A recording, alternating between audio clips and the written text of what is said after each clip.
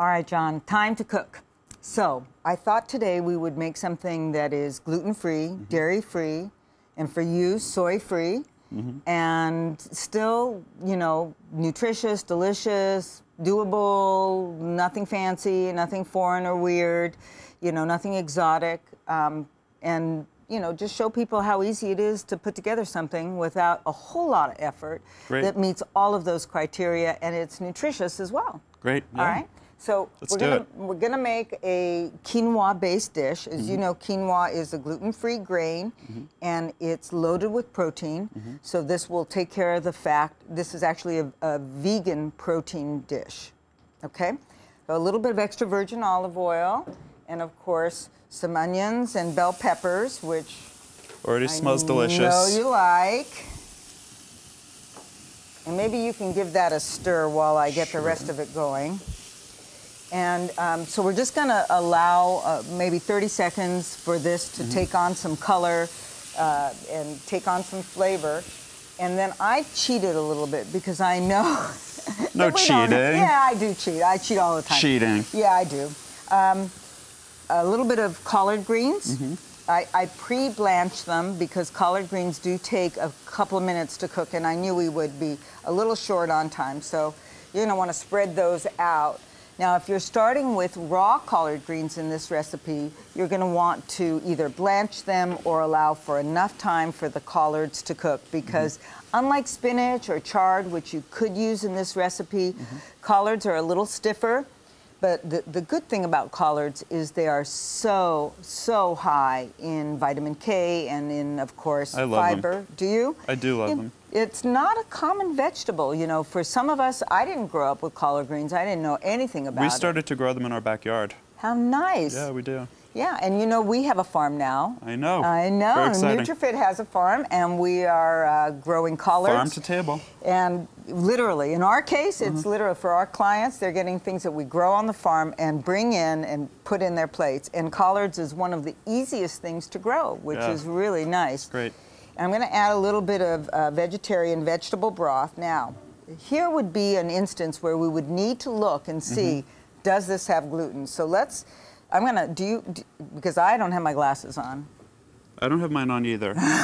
But I can tell that this is gluten-free because it doesn't have any soy in it, and it does not have anything related to wheat or modified starches. Great. So that tells me right away that it's probably gluten-free, even though it doesn't, and it actually says it on the front. Ah, okay. All right. Well, it shows you what you can see when you can read.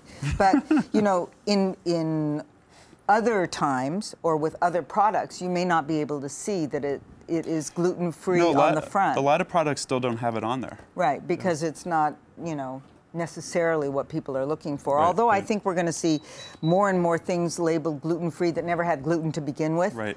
But this is a product like a broth or a sauce or something pre-made like this where you would have to really You really read the do have to label be careful because brown gravies, like you were saying before, have a lot of gluten in them. Right. So we've got some vegetable broth in there. And then I'm going to add some black lentils to this. Now, if you didn't have these black lentils, which aren't that exotic or hard to find, you could use regular lentils, but I kind of like something a little different. They're smaller, they have a little better texture for this dish because they're not going to get really mushy on me.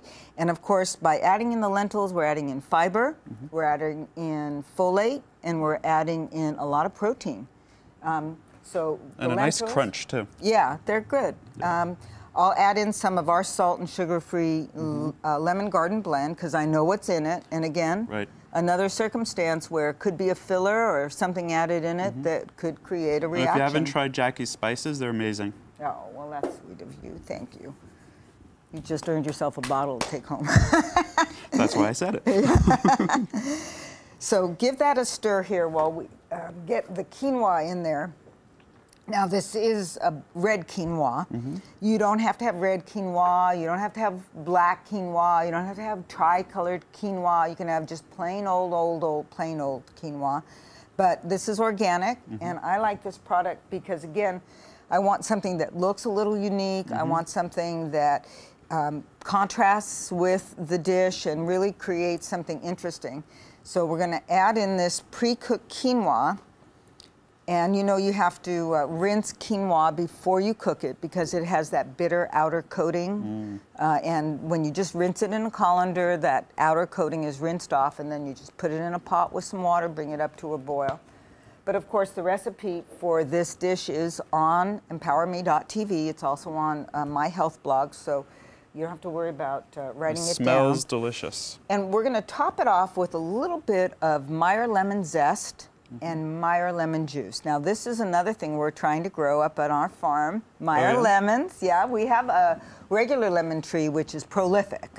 The Meyer lemons are harder to grow and a little bit more delicate, but they have a much sweeter flavor. And so we're experimenting, you know, we're not farmers by trade. So It's not Green Acres. It's not Green Acres, no, it's not Green Acre. Well, it's, you know, part of the acres are green, thank God. If we could just get more rain, we'd be in good shape. But I love the smell of I can smell lemons. it from here. It smells great. And then we'll take some of the juice out as well. And you just keep stirring there. And pretty soon, we will have our dish. Can you hand me one of those forks? I'm gonna spear this guy and take the juice out just like that. Who needs a fancy juicer when you have a good old-fashioned fork? And maybe a little bit more. I think there's a seed or two in there, so you have to be a little careful. And then we're just about done. I mean, it is really that simple. This was fast, yeah. Yeah. And of course, I pre-cooked a couple of things, but nothing took more than 15 minutes to pre-cook. And you could do while you're doing other things as well. Yeah, like a nice salad with this or something like that would be done for the day. You got protein, fiber, fat, you know, healthy vitamins, minerals, everything you need. I think I'm going to go home and make this for dinner tonight. Okay, well, it smells delicious. You might have to give this to me. Well, you might have to taste it first. What do you think? Okay, All sure. right, ready to do that? Okay, Sure. so let's do this. Let's turn it down because you know it's pretty hot. Why don't you dish yourself up a little bit, and I'm going to have you take a taste. I think you have a fork right there. Right here. And let me know what you think. Hot, I know. Is it good? As good as I thought it would be. Yeah? Oh, yay! And I did get that one seed. The tiny seed found you. But it's very good. Good. So this is a base. Obviously, you could modify it. If you didn't have collards, you could use something else. We make it your own, but I'm glad we came up with something. And if you did want to make this and it wasn't for John and you wanted to add some soy nuts to it, you could, for a little additional crunch, some roasted soy nuts on the top. But that's great. It's good without it as well. Or you could put pine nuts if you're me. There you go. And pine nuts would be a lovely addition to that. Yeah, that would be great. Perfect. Thank you. Well, John, thank you so much for joining me today. Oh, glad to be here. I have to give you a hug. Oh, I know Love this woman.